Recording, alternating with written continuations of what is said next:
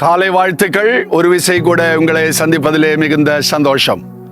இரவிலே நம்மை பத்திரமாக ஆண்டவர் பாதுகாத்தார். சங்கீதக்காரன் சொல்வதைப் போல, இரவிலே நான் நித்திரை செய்தேன், கர்த்தர் என்னை தாங்கினபடியால் நான் விழித்திருக்கிறேன் என்று சொன்னதைப் போல நம்மை தாங்கி ஒரு காலை பொழுது கூட நமக்கு ஆண்டவர் தந்தாரே. இந்த காலை வேளையிலே ஆண்டவர் நமக்கு என்ன வாக்குத்தத்தத்தை கொடுக்கிறார் என்பதை நாம் பார்ப்போம்.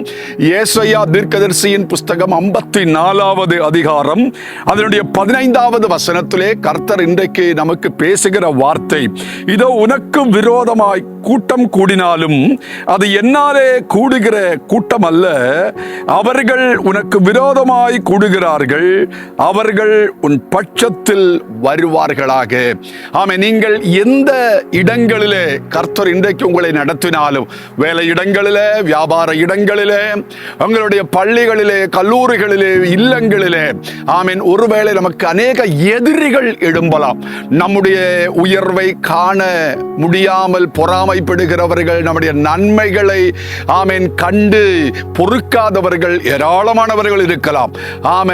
கர்த்தர் சொல்லுகிறார், அவர்கள் உங்களுக்கு விரோதமாய் எழும்புவது தேவனுடைய சித்தத்தின்படி அல்ல, நமக்கு விரோதமாய் எழும்புகிறவர்களை நம் பட்சத்திலே ஆண்டவர் கொண்டு வருவார் என்பதுதான் இன்றைக்கு ஆண்டவர் நமக்கு கொடுக்கிற வாக்குத்தத்தம். யோசேப்பினுடைய சகோதரர்கள் எல்லாரும் அவனுக்கு எதிராய் எழும்பினார்கள். ஆனால் வசனம் சொல்லுகிறது, எதிராய் எழும்பினவர்கள் எல்லாரும் கடைசியில யோசேப்பை தேடி வந்தார்கள் என்று நாம் பார்க்கிறோம். இன்றைய தினம் எதிரிகள், எதிராளிகள் ஆமென் நம்மை தேடி வந்து நம்மோடு மன்னிப்பை கேட்கிற நாளாய் மாறட்டும் என்று உங்களை வாழ்த்துகிறேன். கண்களை மூடி ஜெபிக்கலாமா?